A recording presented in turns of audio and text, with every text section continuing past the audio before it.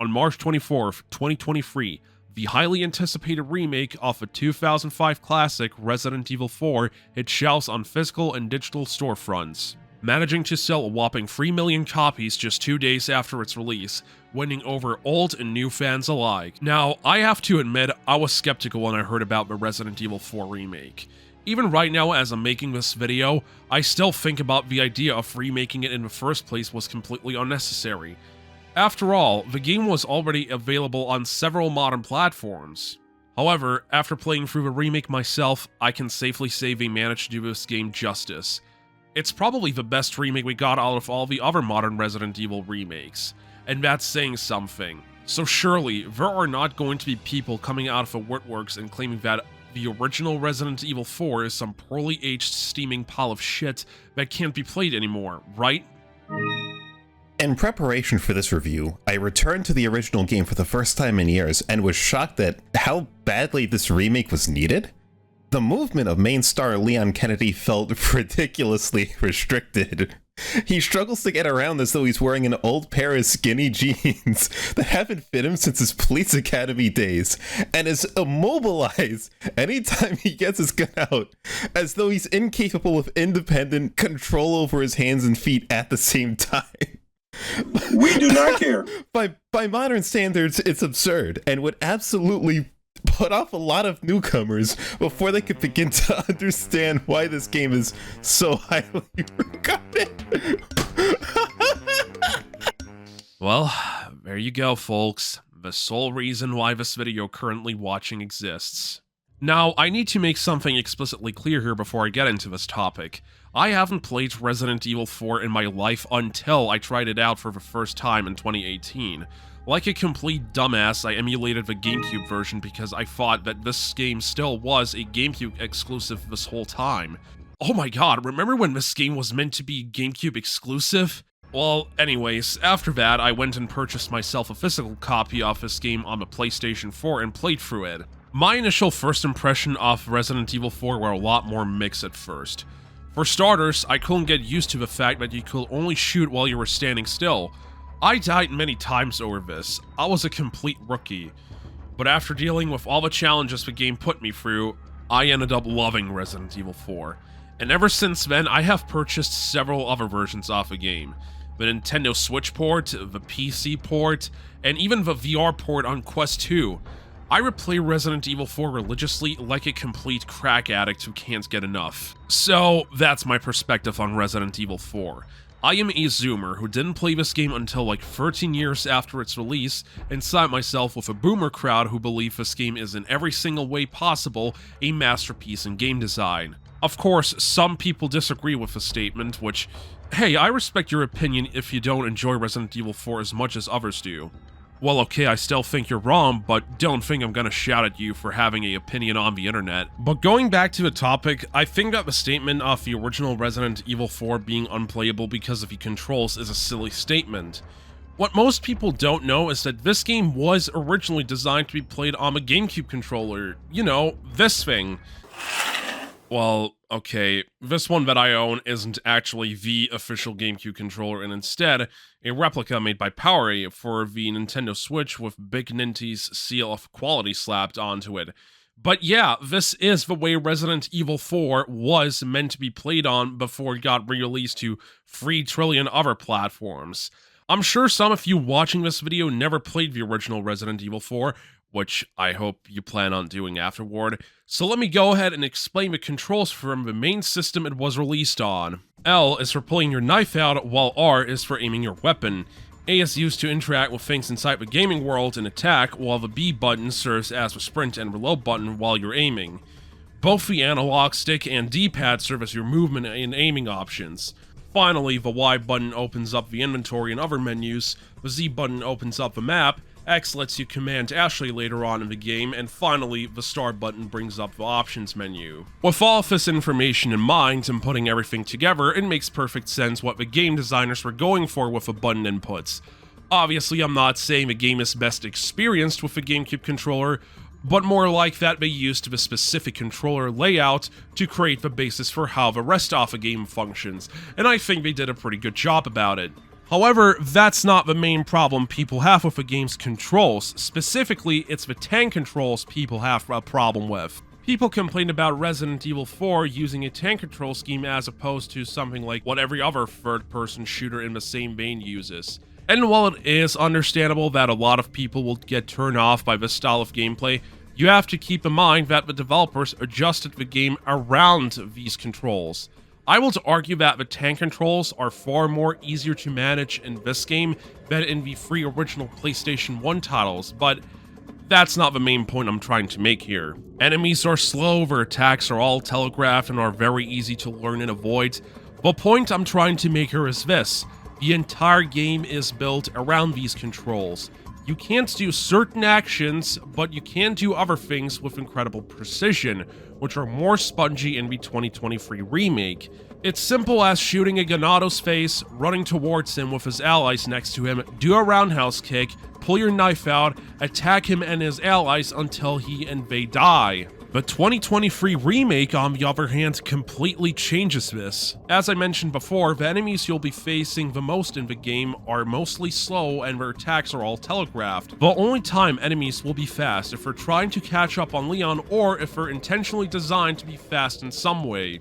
In the remake, their attacks are sort of telegraphed, but the enemies themselves are way faster, can easily outnumber Leon far more. On top of that, they added additional mechanics to the gameplay to balance this out, such as the fact that your knife now has a certain durability until it breaks, kind of like in the Resident Evil 2 remake. So it's no longer the exact same tactic as in the original, you now have to change up your strategy. There are moments where you have no choice but to parry certain attacks with your knife with a far bigger number of enemies you'll be facing in this game. Other enemies will grab you from behind and try to get their allies to kill you outright. They clearly designed the enemy AI to not behave as they did in the original to achieve the same level of challenge as the original Resident Evil 4 did, and it shows. So that's my takeaway. I believe that Resident Evil 4's control scheme isn't a case of aging poorly, but rather the case of the controls being unique and the developers building the game around said controls. And it's really not that hard to learn how the game plays. But despite me and many others saying this, I've seen people blatantly dismiss what we have to say and tell us that we're blinded by nostalgia or whatever. Like, that is the best counter argument you can come up with? People bring up valid points which are in favor of the controls, and the only thing some of you have to clap back with is just a lame excuse that people are wearing their nostalgia glasses. Keep in mind that I haven't played this game in my life until 5 years ago, when games like God of War 2018, Marvel's Spider-Man, Red Dead Redemption 2, and more modern games came out. So the whole statement of Resident Evil 4 fans not accepting the fact that the outdated controls ruined the experience when someone like myself played it on a PlayStation 4 controller for the very first time and then beat it after learning how the core gameplay loop works makes this statement objectively wrong. So I'm incredibly sorry to say this, but if you still believe that Resident Evil 4 is unplayable because of the outdated tank controls, that's not the game's fault, it's just that you are not good at the game. And believe me, I'm not saying this because I'm some elitist asshat who disallows people from enjoying newer things. And as someone who grew up playing a lot of older games, it really is a shame to see that. And believe me when I say this, learning how to play older games you've never played before is not that hard to manage. A few months ago, YouTuber Oh No It's Alex put out a tweet where he expressed that he doesn't want a Metal Gear Solid remake because remaking it will ruin everything that made it so unique in the first place. Now, ignoring that MGS did receive a remake on the GameCube, some complete genius had to say this to the matter in the quote retweets. I hate y'all, I want to preserve things how they are types too. It needs a remake because the original is unplayable and dated. Now, when I first saw this tweet appear onto my timeline, I thought to myself, you know, maybe this guy might be onto something. It's been a really long time since the original game got released, but I never played through the original, so I decided to do something about it. I loaded up the game files for the original PlayStation 1 version onto my Steam Deck, set up a PlayStation 1 emulator, played it, and finished the game within a week. And in case you're wondering, the game was actually very easy to pick up and play after like 30 minutes of figuring out the controls by yourself. Now, make no mistake, it's by no means a perfect video game. Of course, some of the emulator-related hurdles came in, like how Meryl's frequency required you to actually look up the back of a game CD case, or all the other fourth-wall breaking shit that required you to do something IRL. And as I mentioned, learning the controls was a thing of getting used to it, but after that, Metal Gear Solid 1 was a very solid experience. Who cares what some random guy who probably never played the original has to say? What will Metal Gear Solid possibly gain from getting a remake anyways? Sure, they will probably make the gameplay something more akin to Metal Gear Solid 5, but what about the fourth wall breaking stuff? Are you supposed to look up Meryl's frequency? What about the Psycho Mantis boss fight? These are all things that made Metal Gear Solid on the PlayStation 1 so unique. So, what point is there in trying to remake something when you can go ahead and learn how to play the original game instead of whining about the game's controls and waiting for some remake of a game that takes away all the unique stuff that made it so special? Okay, I shall wrap up this whole topic already before it drags on. Resident Evil 4's controls aren't a thing of the past that shall have stayed in the set past, but rather an important part of a game to build around the rest of the experience. If you don't like Resident Evil 4 for whatever reasons, again, I totally respect it. I've come across people who played through the whole game and still didn't end up liking it, and that's totally fine. I do, however, have an issue of people who outright refuse to play this game because they'd rather play the remake to get the same experience, which probably should be obvious by now, it isn't. However, it's very clear that the people who worked on the remake had respect for the original game and tried their best to create something that was on the same level of quality as the original. As a matter of fact, I think both games have the right to coexist. These two games have their own strengths and weaknesses, and while I will still have my preference for the original game over the remake, I can't say that the remake is something I look down upon for simply existing. This modern take of Resident Evil 4 is clearly maintaining the soul of what made the original so special, while trying to do its own spin on things instead of trying to replace the original game. And to be honest with you, I dig it. So if you have a time, play through the original Resident Evil 4. Yes, the campy tone of the original doesn't match the tone of the previous Resident Evil games. Yes, dealing with Ashley the first time you play through it is a pain. And yes, this game may have been a negative impact on the rest of the franchise until Resident Evil 7. But if you completely ignore all of that, it manages to stand on its own just perfectly. Take yourself some time to get used to the controls and you'll understand soon enough why so many people praise this game.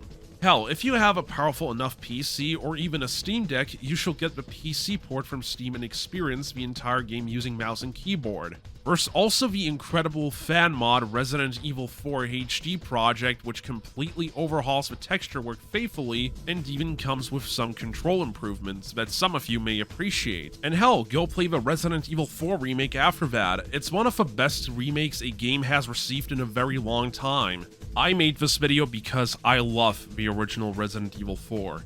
It's one of my favorite games of all time, and I want to share the love I have for this incredible game to all of you. So please, do play the original Resident Evil 4. Learn how the game works, and I'm sure you'll end up loving it as much as I do.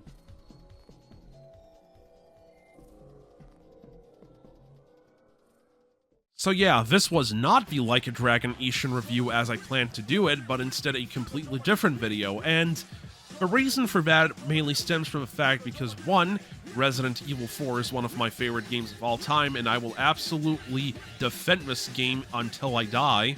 2, I just want to get boosted into the algorithm while the game is relevant, even if it's the original and not the newly released remake. And 3, because time is a flat circle, as my friend is about to attest on this. Now, what's really funny about all this is that people actually used to praise Resident Evil 4 for saving the series from having horrendous tank controls, even though RE4 uses the exact same control scheme as those games. All Capcom did was change the camera perspective, and they fooled everyone into thinking the control scheme was totally new for nearly 2 straight decades. And now enough time has passed that people are trying to say RE4's controls have aged terribly too. But hey, the more things change, the more they stay the same, right? So there you go, this is why the Ishin review didn't happen. Speaking of which, the Ishin review will take some time because I need to record footage and write the script and all that, and yeah, it's a very long game, so that's gonna be tough. Now, I really hope it's not going to be as painfully long as the Grand Theft Auto video, especially now that I have a new editing software to work with. It's Vegas Pro 18 instead of Vegas Pro 15. So let's hope that this software runs a lot more stable than Vegas Pro 15 did. And finally, I want to give a special shout out to my buddy Blues, who provided some few voice lines and the final bit you heard from him just now that wasn't reading something else off the internet. Alright, with that out the way, I'm signing out. Please leave a like, comment, subscribe, bell, icon, stuff. That will really help me out and all that, and I'll see you guys next time. Whatever the next video is, I have no idea. Let's just hope it'll be worth the wait for the potential Ishin review.